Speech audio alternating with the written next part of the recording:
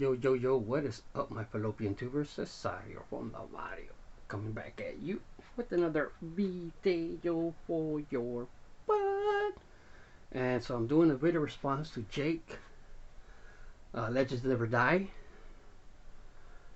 And he wants you to show you, like, your collection, and why it's your collection. So me, as you guys can see as I'm showing you around real quick, is, I collect everything. So I'm just really a collector, and probably, so you can see I collect a little bit of everything. Kobe, Tyson, but I collect everything. What's up, donkeys? But I would guess on YouTube I'd be considered, if people give me a label, I'm considered a set collector, because that's what you see in my backgrounds most of the time, and I think people are in awe of it, so I'm considered more of a set collector. But let me tell you about my set collecting. So I have completed the 58, the 69. These are the Giants cards. I have 74, 75, 76, 77, 78, 79, 80, and so on. Alright, what started that is there was a point where I just said, I'm going to put together all my sets that I never finished as a kid. And I had like incomplete sets of 85, 80, 85, 86, 87. So I started going to shows and card shops and going through singles, and I still haven't completed all the Topps run. Actually, I'm missing what is this, 95. This is 94 and 96, and I'm missing 95. From there you go on to 2000 and 2001, and I'm missing 2002. So I need sets 2002 and 95. So like I said, I mainly put sets together by hand through packs and trading only. But what happened was, during COVID, I gave myself a pass and I started buying other years. So after I did all my 80s Topps, I started buying, trying to put together a couple of Fleer years from the 80s. So once I completed the Fleer years of the 80s, I started the Donruss of the 80s. Alright, so what I was saying is that then once COVID hit, I didn't have a lot of these early 2000, and it was going to be a grind to put them all together by set, but I thought I had a lifetime. But then during COVID, what happened is I gave myself a pass and I said I'm going to buy complete sets, because you could no longer, just go to the Target and Walmart and buy blasters. You know what I mean? All the blasters were just gone off the shelves. So I basically couldn't keep buying blasters and putting my sets together. Couldn't find them, or they were overpriced. So I did give myself, the liberty of saying, okay, I'm gonna buy completed sets, if I find them. And man, that was that made this so much easier. I advanced so much during COVID on these sets, because surprisingly, most of them were like, $20, $10. They weren't very expensive to put together. So that's how I collect on when it comes to my sets. Alright, so let me see, we'll just go in order and go this way. Okay, I have a couple of baseballs. Let me pull some of those out. Okay, I'll just show a couple of the baseballs real quick. There's Mickey Mantle. This one is a autograph sign ball. There's Dodgers. There's like Maury Wills, Sandy Koufax, and this ball I believe was signed at a party in 1965, like a 10-year anniversary of the 55 World Series win. something like that.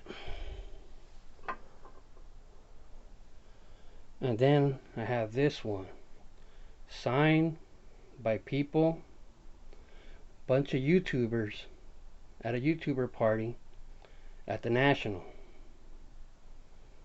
So I don't know if you guys can recognize any of these autographs.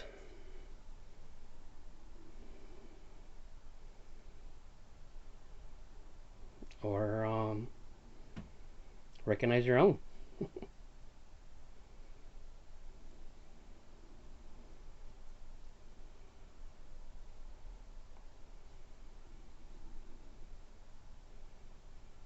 Alright, so let me see. Now we'll move on from the baseballs. And I got a couple of bats. Nothing major. Let me see this one. Nomar Garcia Parra. So got a little bit of a bat collection going, I guess you can say. I do have some Funko Pops. This one's Jordan, LeBron. I have more. There's a bunch more in the back. Alright, got a bunch of magazines. I think these are all my tops. Was it tops 2020 cards in there? So yeah, and then on the sets down here, these are all football card sets.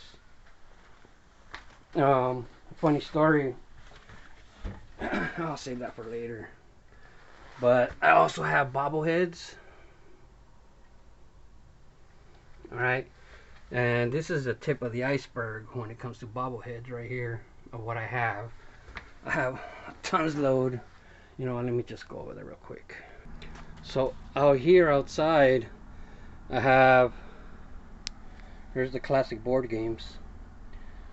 Tons of bobbleheads out here, and I have way more in the garage still. Alright. And Hot Wheels, tubs and tubs of Hot Wheels too.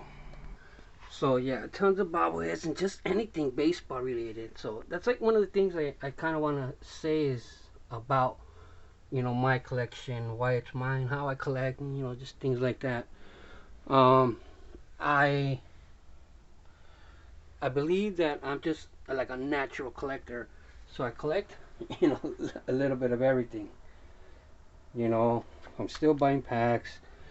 I buy singles of some hot names every once in a great while if I see it for super dirt cheap and people are really recommending it.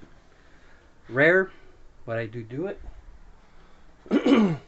And that's all my mailing supplies. I got that green one for Christmas. I got mailing supplies for Christmas. Funny, huh? Alright, and let me show you guys my feeling on slabs. Okay, so with me, the way I feel about slabs is, you know, they're not at the top of my list at all.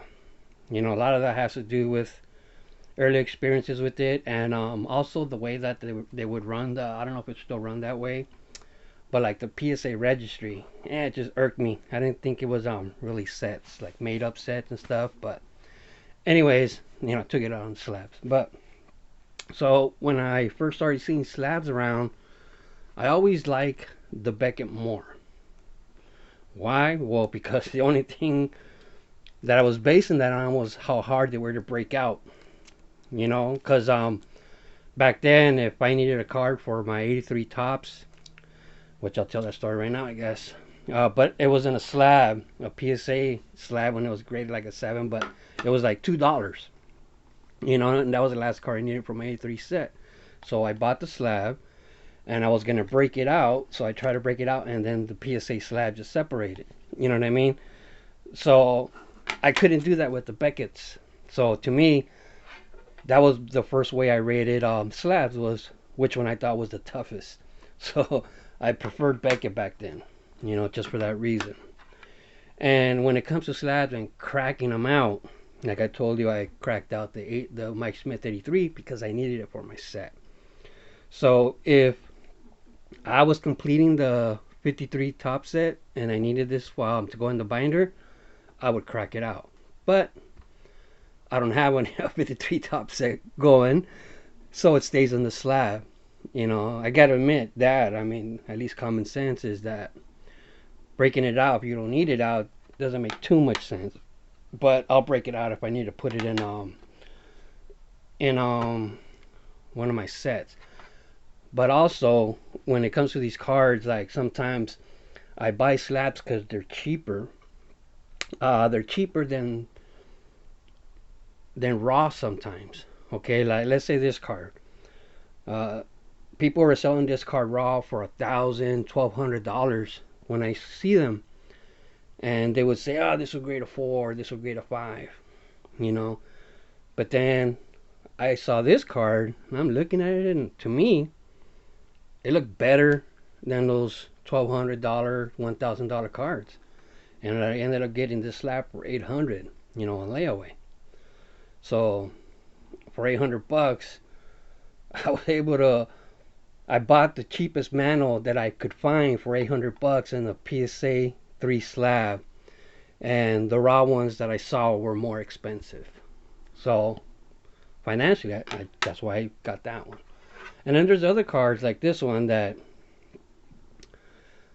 when I bought this one was because I didn't have any GMA black, you know, label like this, so I wanted it, and I love this card, you know. So this was one of those first cases around where like I bought the case, not the card, because the card I buy these. I was buying these for $1 all day, every day, $1 each everywhere I would see them. So I had a lot of them, but I didn't have one in a 10, and I wanted a Bo Jackson this card in a 10.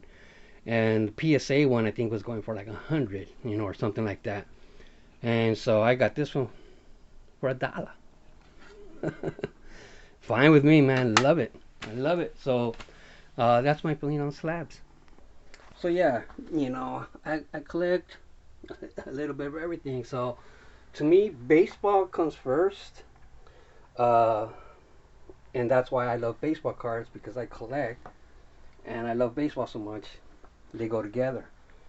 And had a lot of other hobbies before, and a lot of them I kicked to the side, but baseball I've always stuck with. You know what I mean? But like, so these are all. These are a couple of pack rips I did a couple of days ago. This is a nice Bobby Witt Jr. I pulled. But a lot of these are packs that I just ripped and mail days that I've gotten lately. They need to go somewhere. But we'll find a space soon enough. So, Kobe again. What's up, my donkeys? I guess we'll move on to some. Well, there's some. I think I showed all this already, right? I mean, I got just the weirdest things. A lot of Star Wars things.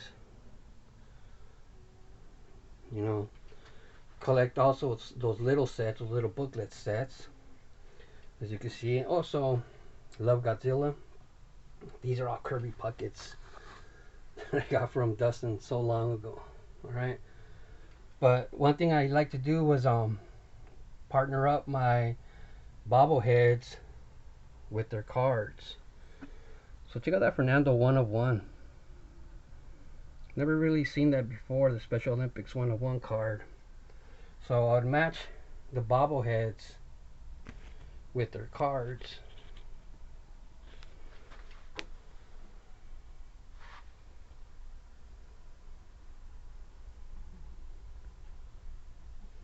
You know, so that's another way I collect. I just do a bunch of stuff. And all these box sets, I need the 81. And so nobody knows where I can get the 81. Let me know. Right. So yeah, I did that with the bobbleheads. Got a bunch of books. A lot of baseball books.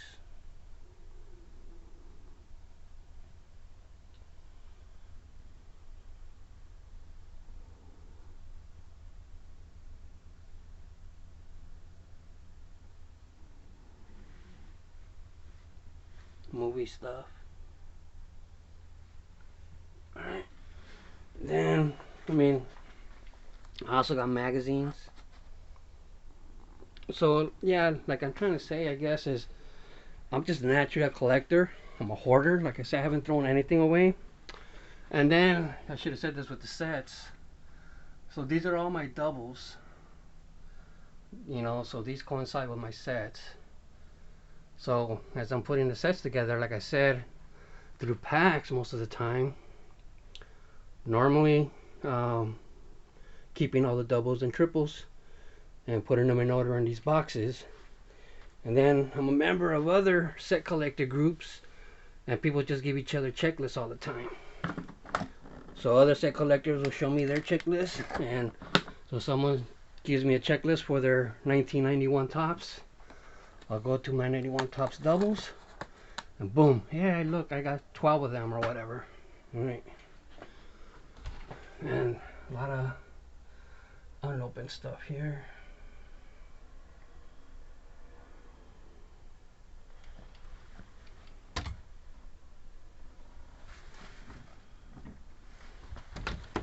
So, unopened boxes, blaster boxes.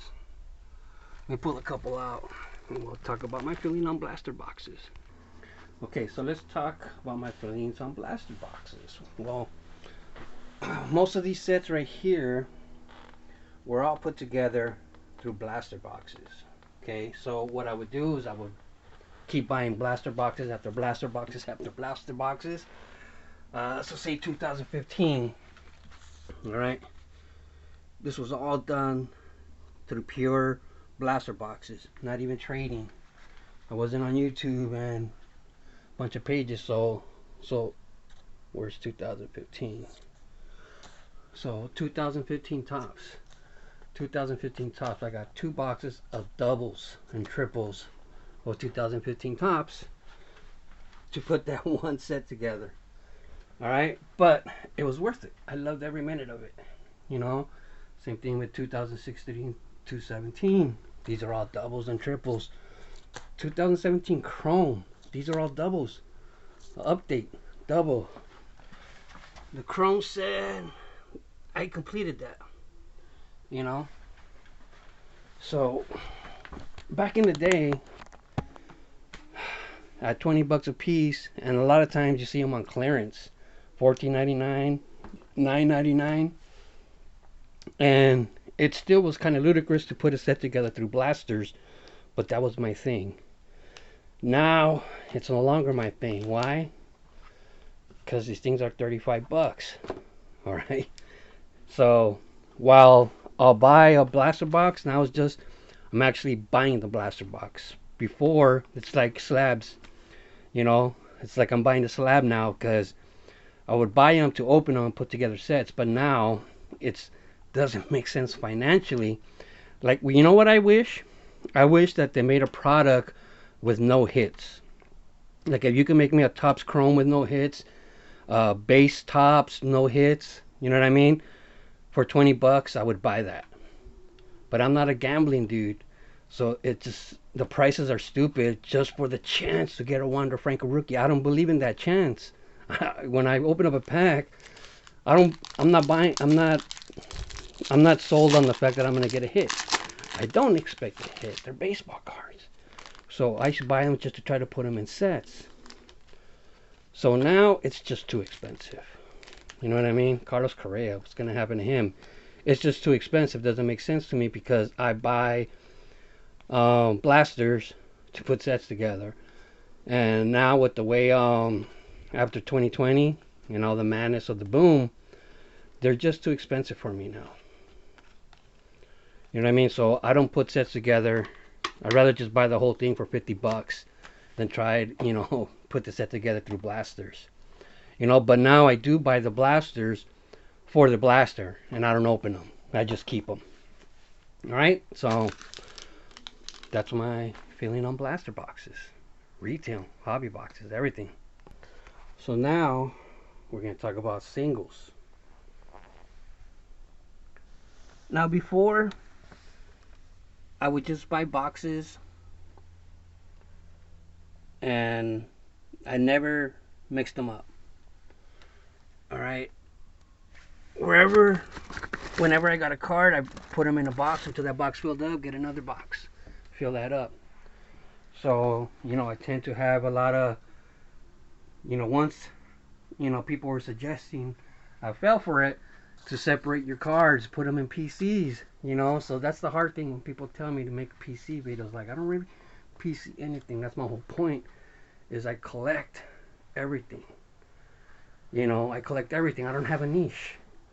If I had a niche like vintage, I collect vintage. But I don't have that vintage niche.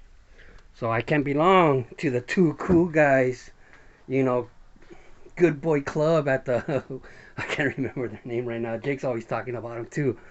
The Misfits. I can't be part of the Misfits because I'm not 100% vintage collector. And that's just a joke. But anyways, um, you can see, like, if I only collect one set, really, back then I was buying complete sets. And the reason I would have like so many 88 Fleer and stuff like that is, say I would buy a set and then I take them out to put them with in a binder. I'd buy another set because to me that set is no longer complete. This is what I was going to talk about, the registry. I don't know if it's still true, but I used to think that was cheating when people would say buy one card, just anything, a Mickey Mantle. And then they would put that same one card in the registry for Mickey Mantle registry, for 500 home run registry, for Hall of Famer registry. And I said, wait, that's not how it works. That doesn't count. That's what I used to think, because that's what I grew up thinking. You know what I mean? So if I would buy another box and then I took out the Will Clark, then I'd have to buy another box to have a complete set, because I don't consider that set complete, even though I have that card somewhere else. If that makes sense. Here's a bunch of gloves. I know you like gloves, Jake. This one is a Don Drysdale, but it looks like Sandy Koufax. Right? That's Sandy Koufax's pitch. So, let me pull out some of these singles. So, gonna real quick go through this box of singles. So with singles, like I said, as I would buy cards, they'd be in a box. So every card I ever bought forever was almost in chronological order, except for with the sets that I was putting together. But any singles cards, regular cards, oddball cards, whatever, that weren't part of a set, would all just go in boxes. So I never had anything in order. So I remember back then, like, a lot of people used to hate it because I meant it when people would ask me for a card where they want to trade, and I say, okay, I gotta go dig for it. I literally had to dig for it. It could take me days. It's not like most, and then other people was like, you asking for a card? Oh, okay, here, I'll go get it. Here it is. Like, I wasn't organized like that. And I got pressured. People were having contests, like, always asking me. Yeah, so I started putting them together, basically. And the word PC, oh, check out, it's 300. Doesn't it look like he's about to eat his shoulder? Torii Hunter told him that he had a chip on his shoulder, and he was like, "Oh, I love chips." So he went to go bite his shoulder because he thought he was going to bite a chip. So, anyways, that's how my PC started, where I started to become a PC guy, I guess, where I started separating all my Miguel Cabreras, all my Mike Trouts. But I didn't start off collecting that way. But now I am. And I think that's how it's going to stay. Okay, one last fact about the way I collect. Hopefully I don't hurt anybody. But I do not collect Dodgers, like, exclusively, like, at all. I have a lot of Dodgers boxes. And it's just because people send me so much Dodger stuff. But in reality, if you want to use the word PC, I don't really PC Dodger cards. I just collect players I like. If you're a Dodger and I think you suck, I ain't buying your cards. I ain't buying your singles. But I ain't throwing away your cards either. So, just thought I'd share that. I remember Nate once was showing off like some whatever, Brandon Bell, whoever other person on the Giants PC, and he says, the thing is, I don't buy any of these cards. These have all been from the mail. Like, people just send me Giants cards. And I told him, oh, I have the same thing. I have such a big collection of so and so and so and so and so, and I really don't PC them. But you know, it's funny that way. Just thought I'd share that because this is a video show your collection and how you collect and what makes your collection yours. So I guess the takeaway is I collect everything. Now I don't really consider myself having a PC. To me, the word PC, I first learned that when I was a kid. And you ask a dealer, hey, are you selling that card? He said, no, that's from my personal collection. Like, it doesn't have a price. It's priceless to them. They'll never sell it. They don't need to. So that was what PC used to mean to me, and it still does in a way to this day. So I PC everything. I don't have a niche. All right, love the hobby. Just keep collecting baseball cards forever, I say. Ciao. Oh, and one more thing real quick. I saw this box. I said, oh, you guys, this collection is all my YouTuber collection. You know, stuff that people have sent me, all the letters. I keep them all. I mean, shoot, I'd go through them, but that would be a long, long video. Look at that one.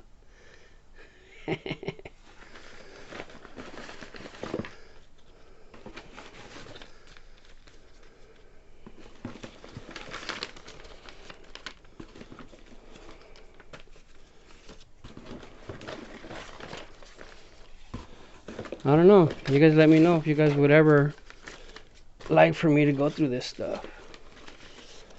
Yeah, like I said, it would be a long video. Imagine trying to show every single one of these cards and read them. I don't know.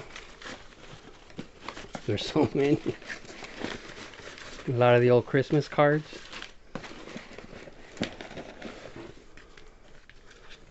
Jetman 80.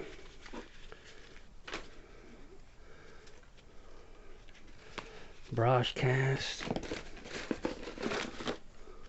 Man, how many cards do you guys do I have?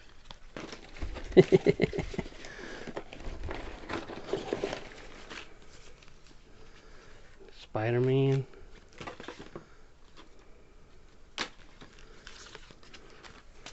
Ricky Russo. I never would remove the autograph that he would send me from the card he gave me.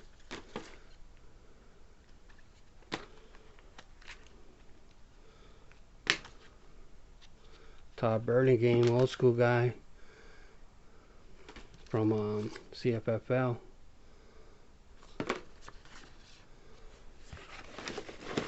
Man, a lot of the old names in here. Oh, well, you know, I gotta go. Love the hobby. Bringing back some memories with this stuff. Love the hobby. Just keep collecting baseball cards forever, I say. Ciao.